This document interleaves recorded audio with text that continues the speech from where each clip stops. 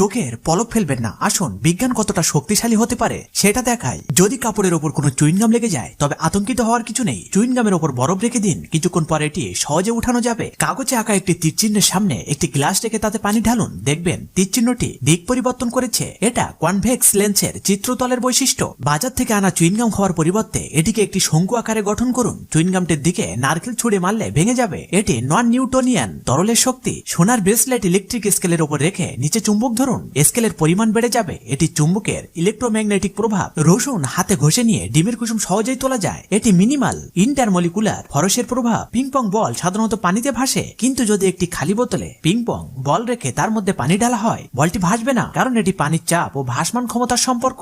রসুন দিয়ে প্যানের তলায় একটি বৃত্ত আঁকুন, আর ডিম ভাজলে সেটি পুরোপুরি গোলাকৃতি হবে। একটি পাত্রে পানি ঢেলে তার মধ্যে কর্নফ্লাওয়ার মিশিয়ে নিলে আপনি একটি নন নিউটনিয়ান তরল তৈরি করতে পারবেন। একটি গ্লাসে পানি ভরে তার উপর একটি কার্ড